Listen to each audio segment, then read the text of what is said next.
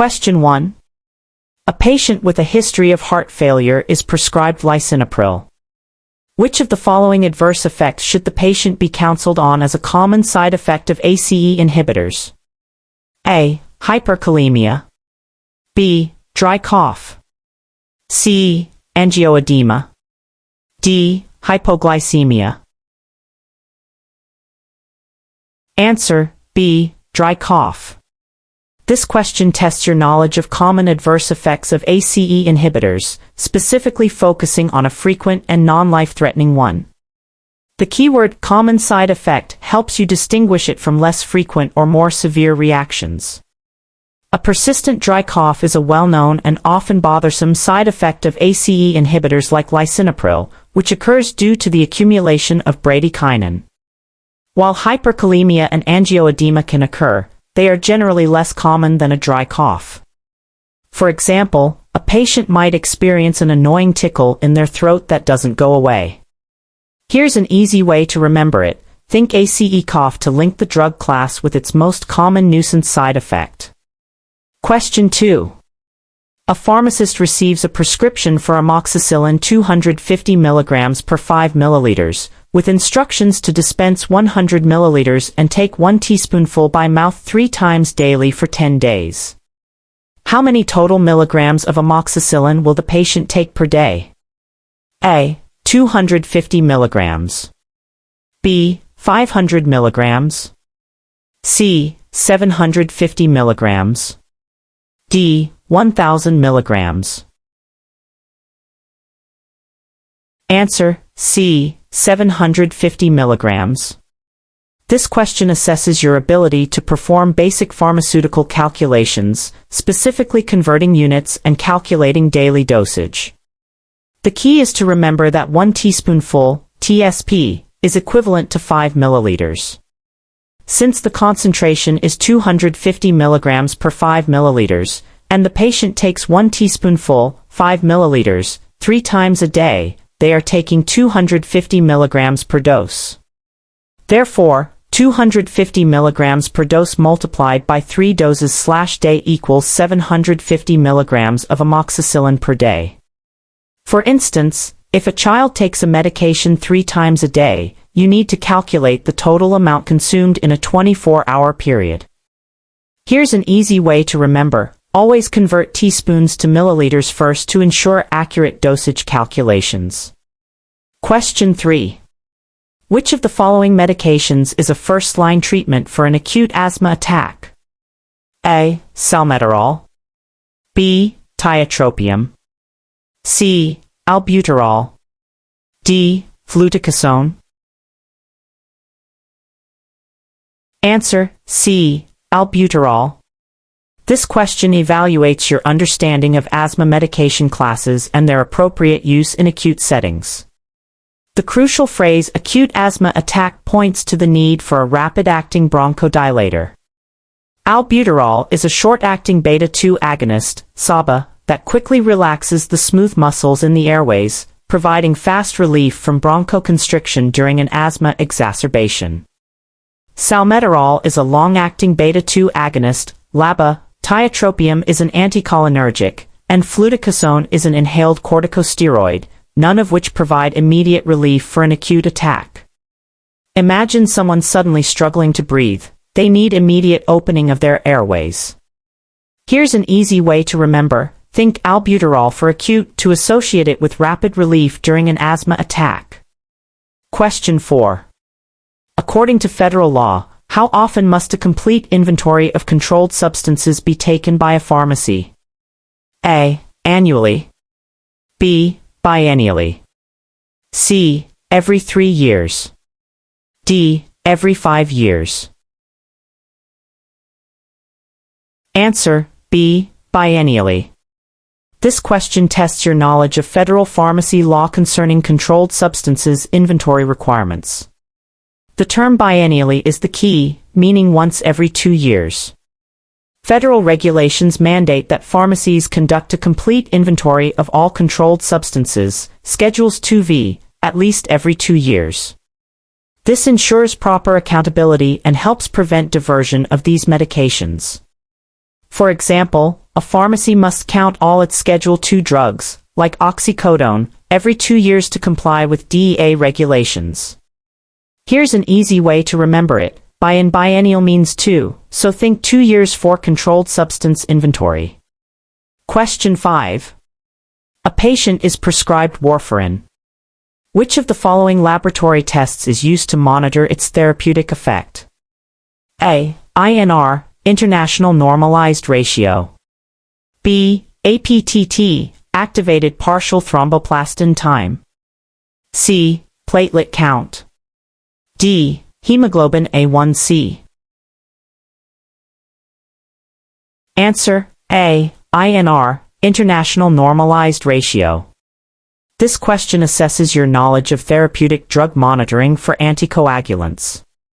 The key here is linking the specific drug, warfarin, to its corresponding monitoring test. Warfarin, an oral anticoagulant, inhibits vitamin K-dependent clotting factors, and its effect is precisely monitored using the International Normalized Ratio, INR, to ensure the blood thinning is within a safe and effective range. The APTT is primarily used for unfractionated heparin, while platelet count and hemoglobin A1C monitor other conditions. For instance, a patient taking warfarin for atrial fibrillation needs regular INR checks to prevent both clotting and excessive bleeding. Here's an easy way to remember it. Warfarin and INR go hand in hand for blood thinning management. Question 6. Which of the following is an appropriate counseling point for a patient starting metformin? A. Take with food to reduce gastrointestinal upset. B. It should be taken at bedtime.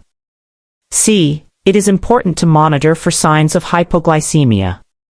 D. Avoid alcohol completely while on this medication. Answer: A. Take with food to reduce gastrointestinal upset. This question focuses on practical patient counseling for a common diabetes medication. Counseling point and metformin are the important keywords, leading you to consider common patient experiences and advice. Metformin is known to cause gastrointestinal side effects such as nausea, diarrhea, and abdominal discomfort, especially when first starting the medication, which can often be mitigated by taking it with meals. While hypoglycemia is less common with metformin alone compared to other diabetes drugs, taking it with food is a primary recommendation. For example, telling a patient to take their metformin pill during or immediately after dinner can significantly improve tolerance. Here's an easy way to remember: metformin with meals helps settle the stomach. Question 7. What is the primary purpose of a tall-man lettering system in a pharmacy? A. To highlight high-cost medications. B. To indicate refrigeration requirements. C. To prevent medication errors between lookalike drug names. D. To identify medications that are controlled substances. Answer: C. To prevent medication errors between lookalike drug names.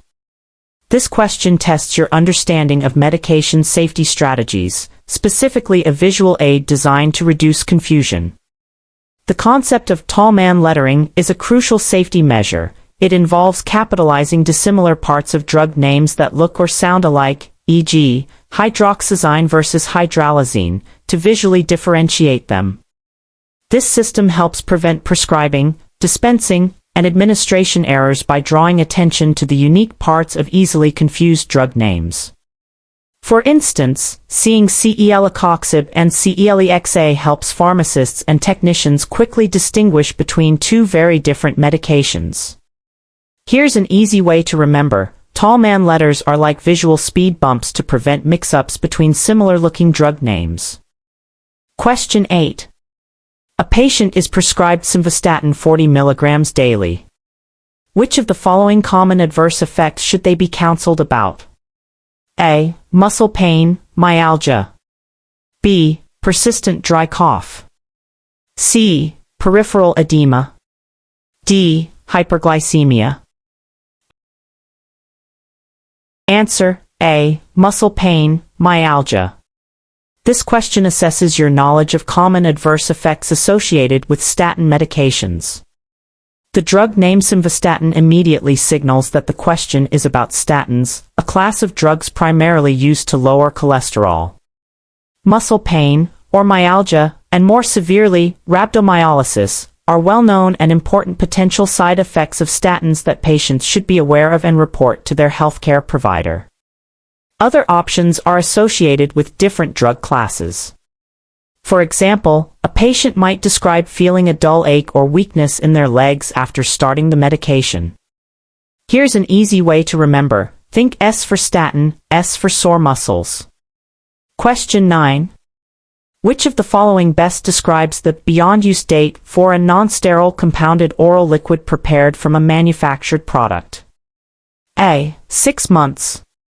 B. 1 year. C. Not later than 14 days when stored at controlled cold temperatures. D. The expiration date of the earliest expiring ingredient.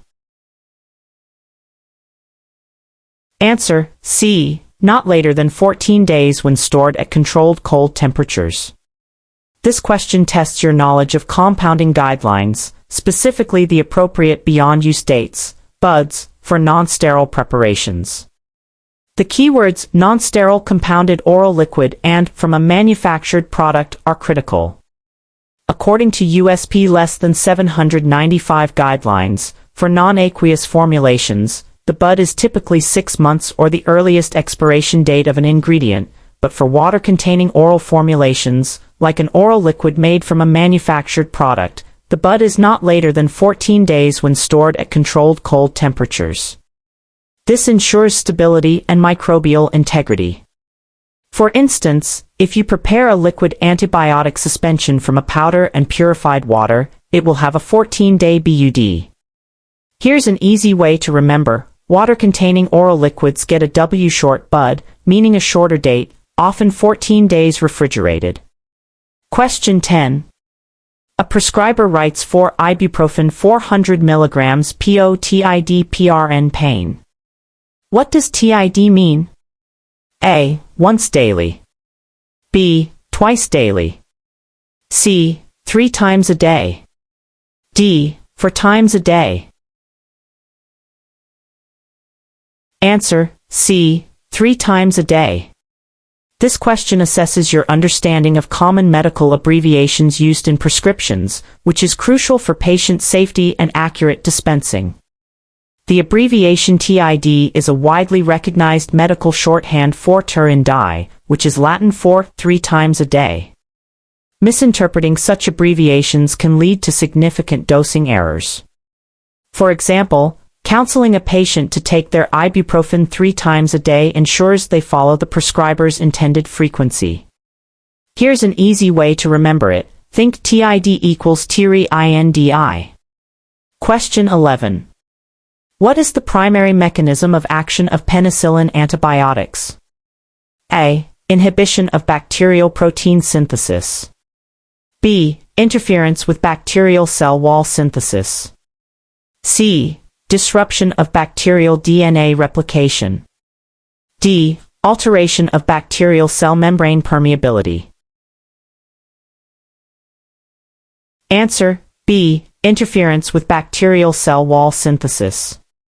This question tests your fundamental knowledge of antibiotic mechanisms of action, a core concept in pharmacology. The keywords penicillin antibiotics should immediately bring to mind their classic mode of action.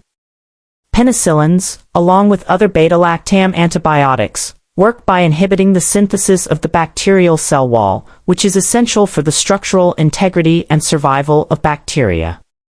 Without a properly formed cell wall, bacteria cannot maintain their shape and eventually break open. For example, penicillin prevents bacteria from building their protective outer layer.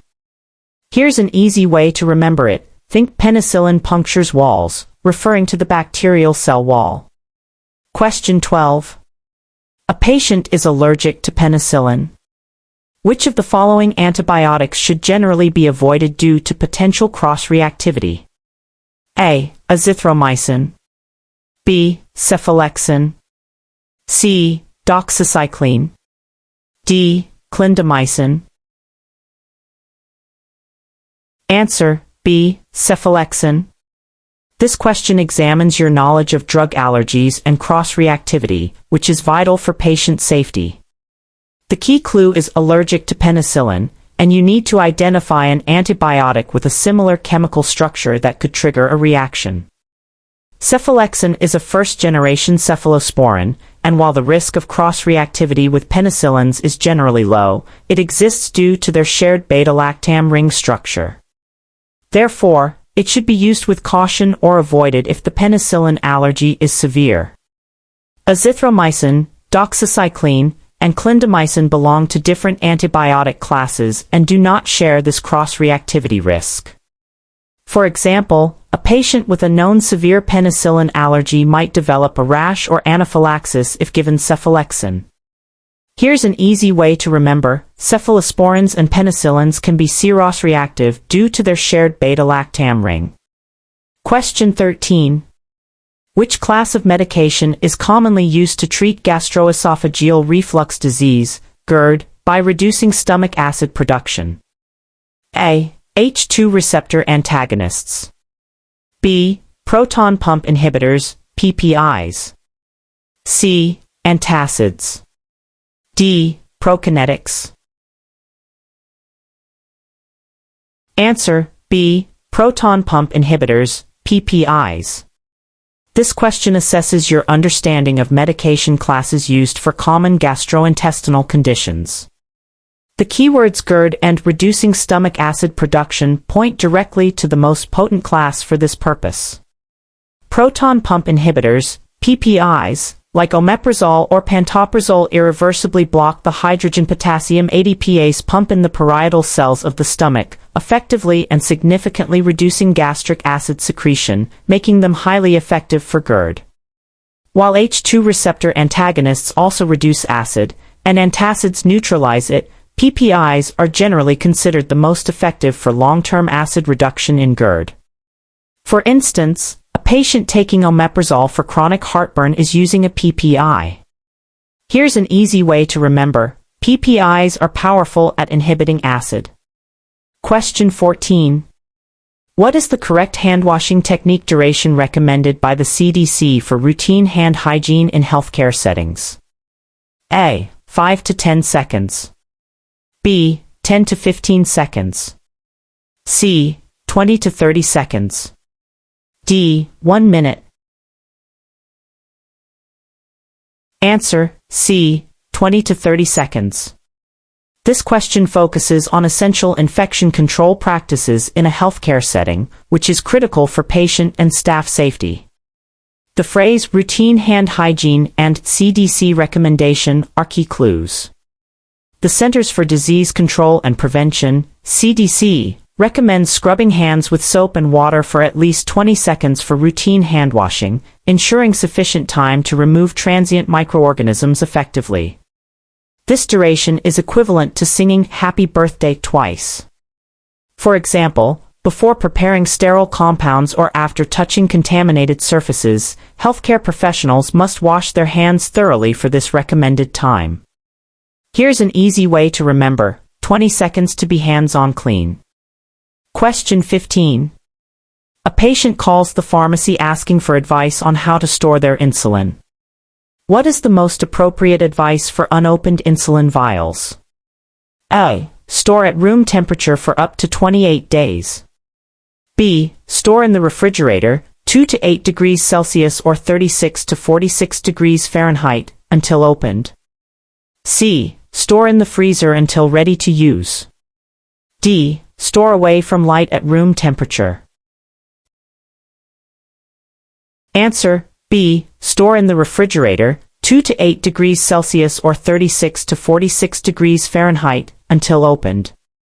This question tests your knowledge of proper drug storage, especially for temperature-sensitive medications like insulin. The keywords unopened insulin vials are crucial here. Unopened insulin vials should always be stored in the refrigerator, typically between 2 to 8 degrees Celsius, 36 to 46 degrees Fahrenheit, to maintain their potency and extend their shelf life until they are ready for use. Freezing can damage the insulin, and storing at room temperature for an extended period before opening can reduce its effectiveness. For example, patients should put new insulin boxes directly into the fridge when they bring them home from the pharmacy. Here's an easy way to remember: keep unopened insulin in the ICE box, referring to the refrigerator. Question 16. Which of the following drug classes is most likely to cause constipation as a common side effect? A. ACE inhibitors. B. Opioid analgesics. C. Beta blockers. D. Diuretics.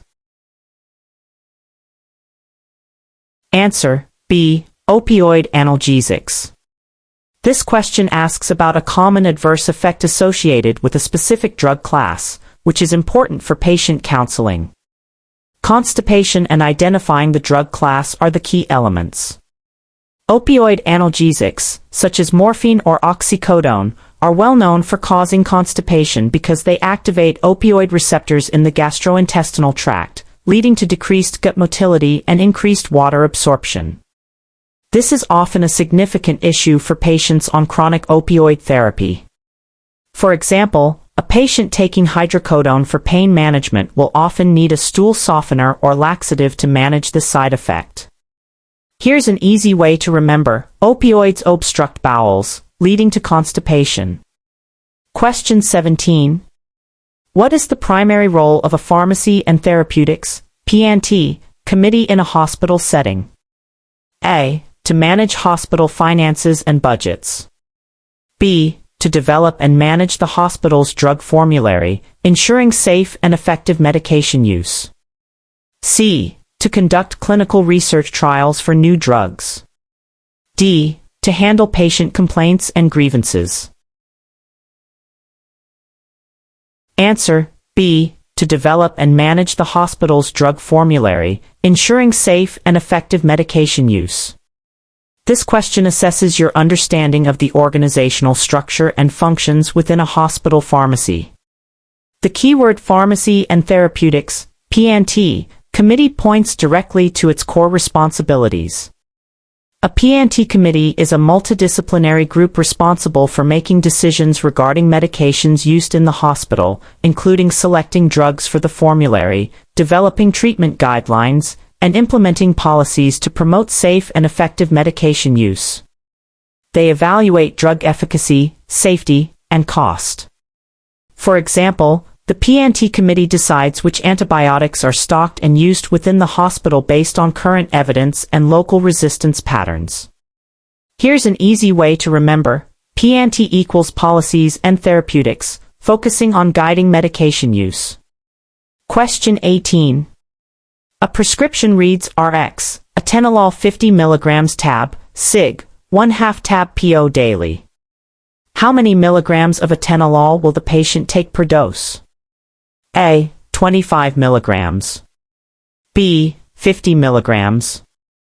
C. 75 mg. D. 100 mg. Answer: A. 25 mg. This question tests your ability to interpret dosage instructions accurately, a fundamental skill in dispensing. The key is to correctly calculate 1/2 tab from a 50 mg tablet. If one tablet contains 50 mg, then half of a tablet would be 50 mg divided by 2, which equals 25 mg. This type of calculation ensures the patient receives the correct amount of medication per dose. For example, if a patient is instructed to break a pill in half, they are taking half of the tablet's full strength. Here's an easy way to remember: always divide the tablet strength by the fraction specified in the directions. Question 19. Which of the following is a common symptom of hypoglycemia? A. Increased thirst. B. Frequent urination. C. Sweating and shakiness. D. Blurred vision, long-term. Answer: C. Sweating and shakiness. This question focuses on recognizing the acute signs of a critical metabolic imbalance, hypoglycemia. The keyword hypoglycemia means low blood sugar, and you need to identify its immediate symptoms. Sweating, shakiness, dizziness, confusion, and hunger are classic acute symptoms of low blood sugar because the body releases adrenaline in response to the lack of glucose.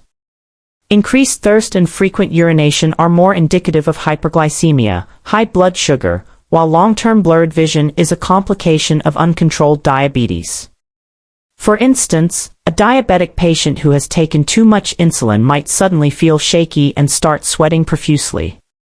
Here's an easy way to remember: hypoglycemia makes you hot and shaky, sweating and shakiness.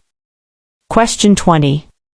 What is the purpose of a look-alike, sound-alike, LASA list in a pharmacy? A. To identify medications that are frequently prescribed together. B. To highlight drugs that require special storage conditions. C. To list medications that have similar names but different uses, to prevent errors. D. To identify medications that are available in generic form. Answer: C. To list medications that have similar names but different uses, to prevent errors. This question delves into medication safety practices designed to minimize dispensing errors. The phrase look-alike, sound-alike explicitly describes the problem the list addresses. A LASA list compiles drug names that either look similar when written, e.g., Novolog and Novolin, or sound similar when spoken, e.g., Zyrtec and Zantac, leading to potential confusion and medication errors. Pharmacies use these lists, often with tall man lettering, to heighten awareness and prevent mistakes between these critical pairs. For example, differentiating between bupropion, antidepressant, and buspirone, anxiolytic, is crucial due to their similar names. Here's an easy way to remember: LASA lists link similar-sounding drugs to avoid errors. Question 21. Which of the following medications requires a MedGuide to be dispensed to the patient with each new prescription and refill? A. Acetaminophen. B. Ibuprofen. C. Metformin. D. Isotretinoin. Answer: D. Isotretinoin. This question tests your knowledge of specific medication safety requirements, particularly those drugs needing a MedGuide. The MedGuide program is an FDA requirement for certain medications that pose serious health concerns to inform patients about potential risks and what to do if they occur. Isotretinoin, used for severe acne, is a prime example due to its severe teratogenic effects, causing birth defects, and other significant side effects, requiring strict risk management programs like iPledge and mandatory MedGuides. Common over-the-counter drugs and metformin do not require MedGuides. For instance, a young woman starting isotretinoin must receive and understand the MedGuide detailing the importance of contraception. Here's an easy way to remember: MedGuides are for major extreme danger drugs, like isotretinoin. Question 22. What is the approximate conversion of 1 fluid ounce, FLOs, to milliliters, ml? A. 15 milliliters. B. 30 milliliters. C. 60 milliliters. D. 100 milliliters. Answer: B. 30 milliliters. This question assesses your knowledge of common pharmaceutical conversions, which is essential for accurate dosing and dispensing. The conversion factor for 1 fluid ounce to milliliters is approximately 30 milliliters. This is a frequently used conversion in pharmacy, especially when dealing with liquid medications or patient instructions given in household measurements. For example, if a patient is told to take 1 tablespoon, which is 0.5 fluid ounces, of cough syrup, knowing that 1 fluid ounce is 30 milliliters helps you confirm the equivalent of 15 milliliters. Here's an easy way to remember: F fluid ounce to m milliliters, think F5 liters, but it's really 30. A playful way to remember the 30. Question 23. A patient asks about the difference between a brand name drug and its generic equivalent. What is the most accurate statement? A. generic drugs are less effective than brand-name drugs. B. Brand-name drugs have different active ingredients than their generic counterparts. C. Generic drugs must contain the same active ingredient, strength, dosage form, and route of administration as the brand-name drug. D. Generic drugs always have different inactive ingredients, which affects their efficacy. Answer: C. Generic drugs must contain the same active ingredient, strength, dosage form, and route of administration as the brand-name drug. This question tests your understanding of the regulatory standards for generic medications, which is a common area of patient inquiry. The crucial aspect is that for a generic drug to be approved by the FDA, it must be bioequivalent to its brand-name counterpart, meaning it delivers the same amount of active ingredient to the bloodstream over the same period. This ensures that generic drugs have the same safety and effectiveness as the brand-name product. While inactive ingredients can differ, they cannot affect the drug's safety, efficacy, or absorption profile. For example, generic ibuprofen works just as effectively as brand-name Advil for pain relief.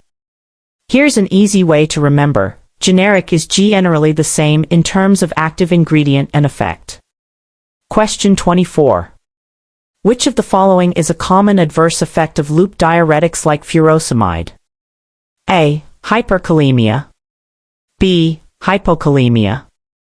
C. Hyperglycemia. D. Constipation.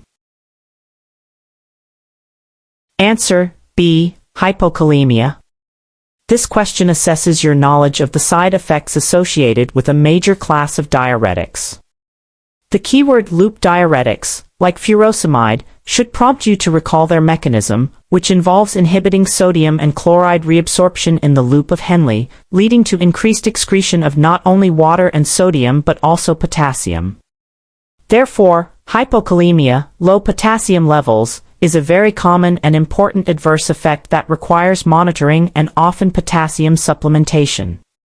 For instance, a patient taking furosemide for heart failure often needs to take a potassium supplement to prevent muscle weakness or arrhythmias. Here's an easy way to remember: loop diuretics lose potassium. Question 25.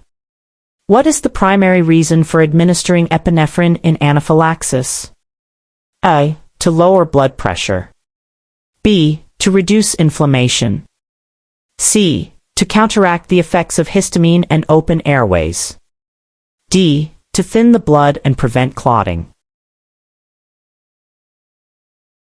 Answer: C. To counteract the effects of histamine and open airways. This question focuses on the immediate management of a life-threatening allergic reaction. The term anaphylaxis is key, indicating a severe, systemic allergic response.